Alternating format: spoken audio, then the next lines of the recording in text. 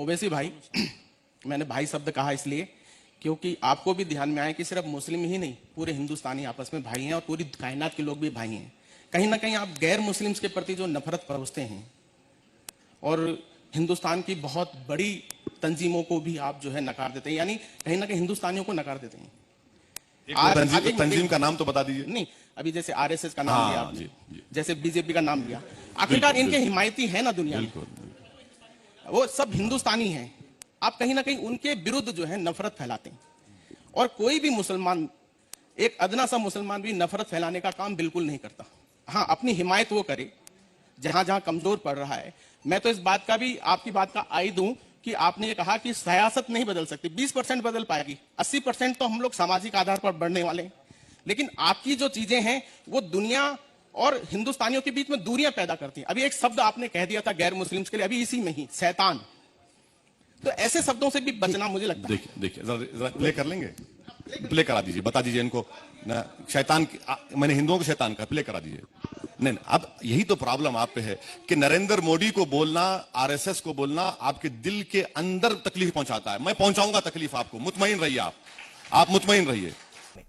हाँ सर, एक चीज और, हाँ ठीक है, हाँ बहस नहीं करनी, सवाल ले लेते हैं मुफ्ती साहब। जी जी सर, प्लीज सर, एक छोटा सा सवाल था सियासत में मुसलमानों की हिस्सेदारी के ताल्लुक से। आमतौर से हम देखते हैं कि मुस्लिम जो वोट करते हैं, खासतौर से बिहार, यूपी वगैरह में, तो माइंड सेटअप होता है कि हमें बीजेपी को हराना है, उसको जिताना है, बीजेपी को हरा दे, हम उसको जिता।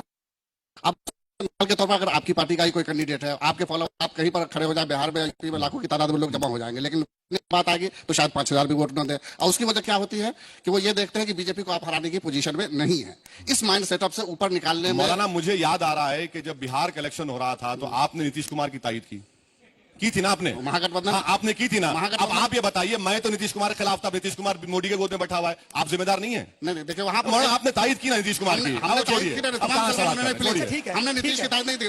मेरी बात पूरी, तो मेरा सवाल जरा सा उसका जवाब दे दो। मैं आपसे ठीक है, बहस नहीं करनी है, बहस नहीं करने सर, चूंकि आप जो है बड़े फिक्रमंद नजर आते हैं और फिक्रमंदी आपके अंदर है भी, आपके बयानों से भी, आपके काम से भी वो लगती है, माइनॉरिटी तबके को लेकर के, दलित तबके को लेकर के। लेकिन हम बार बार वही पूछ रहे हैं कि फॉर्मूला क्या होगा और क्या जो तल्ख जबान आप बोलते हैं, आप इस बात को ना माने, लेकिन इस महफिल में बैठे हुए ज्यादातर लोग इस बात को मानेंगे कि आप तल्ख जबान बोलते हैं। क्या तल्ख जबान के सहारे आगे बढ़ा जा सकता है? आप उर्दू लुगत में तल्ख जबान और हकीकत बयानी में जमीन आसमान का फर्क है। अगर आप ये समझते हैं कि मैं तमाम ताकतवर लोगों के सामने अपना ईमान बेच दूं तो मैं नहीं कर सकता सर, मैं हरगिज़ करने तैयार नहीं। तो मुस्कुरा के कहा जा सकता है सर। अरे बहुत ज्यादा अच्छी तरीके से 70 साल से तो हम नाच रहे हैं ना, 70 साल से इख्तिदार की कुर्सियों पर बैठना नाच रहे हैं, भीख मांग रहे हैं। हम नहीं नाचेंगे, नहीं मुस्कुराएंगे, क्या कर लेंगे? मेरा जमहूरियत है, डेमोक्रेटिक राइट है, क्या मुस्कुराकर भीख मांगना चाहिए हमको? कॉन्स्टिट्यूशन है, राइट है सर। आप अगर जी सलाम पर है तो हुकूमत में उसमें क्या रोल है? आपकी काबिलियत की बिना पर यहां बैठे हुए आप। बिल्कुल ठीक है। ये बताइए साहब, चूंकि वैसे जब बोलते हैं तो उसका असर जो है वो तमाम लोगों पर होता है, खासतौर से मुस्लिम तबके का, जो नौजवान तबका है, जो आप व्हाट्सएप की बार बार बात कर रहे हैं, व्हाट्सएप देखता है, वो यूट्यूब पर देखता है, आपके बयान को सुनता है, उसके ऊपर बड़ा असर होता है। लेकिन जब आप तल्ख अंदाज में कोई बात करते हैं, उसके ऊपर असर होता है। अगर वो भी उसी अंदाज में बात करने लगेगा तो मसले का हल कैसे होगा सर? सर देखिए, अब आप कोई क्लासेस आगाज कर दीजिए, मुस्कुरा कर गुफ्तगू करना, नरम गुफ्तगू करना, मित्रों करिए, मुझे नहीं होता बोलना सर, मुझसे नहीं होता सर। अच्छा ठीक है, भाइयों बहनों बोलना मुझसे नहीं होता। आखिरी सवाल ये है वैसी साहब, 2019 का पहले भी यहाँ पर जिक्र हुआ है कि क्या हिकमत अमली है आपकी, सचमुच प्लानिंग क्या है, किस तरीके से तमाम लोगों को जोड़ेंगे? कोई भी सियासी, कोई भी प्लान किसी स्टूडियो में बैठ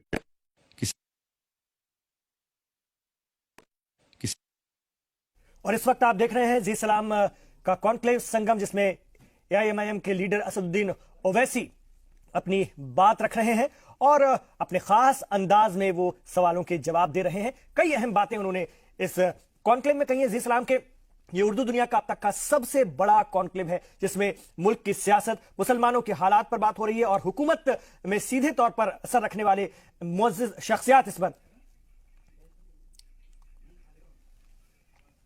दो के ऊपर देखकर वोट देगी और एक अच्छा नतीजा निकलेगा। एक चीज आपने बहुत अहम इशू यहाँ पर उठाया और ये जिक्र जो है हमने नकवी साहब से भी किया था, जो लिंचिंग होने लग गई है हिंदुस्तान में, मतलब लोकतंत्र में ये भीड़ तंत्र आ गया है, बड़ा नुकसान इसका हो रहा है। ओवैसी साहब की नजर में कौन से वो रास्ते हो सकते हैं, ये मॉब लिंचिंग जो है इसके ऊपर काबू पाया जा सके, किस तरीके से ये बंद हो सकती है?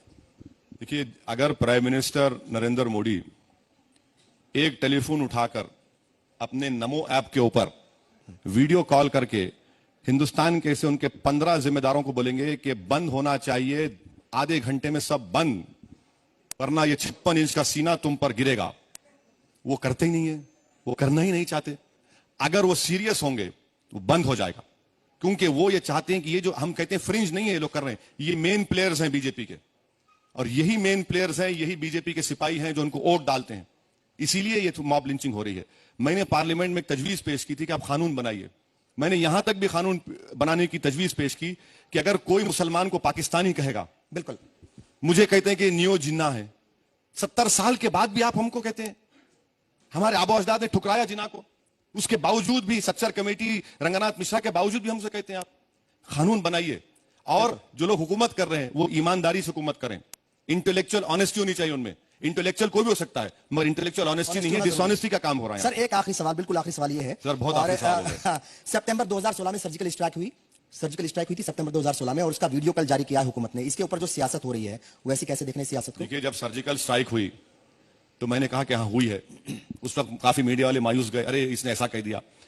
मैं आपसे कह रहा हूं कि सर्जिकल स्ट्राइक 2016 में हुई तो उस साल 88 शायद हमारे सिक्योरिटी पर्सनल मारे गए, 2017 में 83 मारे गए, इस साल 17 जून तक 40 हमारे सिपाही मारे गए। हम नरेंद्र मोदी गवर्नमेंट से पूछना चाह रहे हैं कि भाई आपका सर्जिकल स्ट्राइक के बाद भी हमारे सिपाही मारे जा रहे हैं। आज भी लाइन ऑफ कंट्रोल के पास 10,000 हिंदुस्तानी अपना घर बार छोड़कर, अपनी खेतों को छोड़कर किसी और जगह पर रह रहे हैं। औरंगजेब हमारे सिपाही को किडनैप करके बहादुरी जालिमों ने वीडियो निकाला उसका, सर खुश जालिम बोला हूं, जालिमों ने वीडियो निकाला और फिर उसको गोली मार दी। शुजात बुखारी आपके जर्नलिस्ट फ्रेटर्निटी को उनके ऑफिस के सामने 23 गोलियां मार दी गई हैं। तो इसका जिम्मेदार कौन है सर? मैं हूं। कौन है? सियासत जो हो रही है नहीं सर, सियासत नहीं है सर, ये सच्चाई है। ये हुकूमत जब सवालात इनसे किए जाते हैं तो ये नेशनलिज्म को इस्तेमाल करके अपनी कमजोरी छुपाने की कोशिश करती है। सर्जिकल स्ट्राइक के हुए तो कोई हासिल तो नहीं हुआ ना, हुआ जरूर वो, मगर जो मकसद के तहत किया गया था उससे बरखिलाफ काम हो रहा है। सर बहुत बहुत शुक्रिया, आपने हमारे लिए वक्त निकाला। उम्मीद बहुत बहुत शुक्रिया ओवैसी साहब, बहुत तल्ख सवालों का भी आपने बहुत सब्र से आपने जवाब दिया। और अब मैं गुजारिश करूंगी हमारे चैनल हेड सुधीर जी और हमारे HR हेड सुशील जोशी जी से कि वो स्टेज पर आएं और एक अदना सा तोहफा ओवैसी साहब की नजर करें।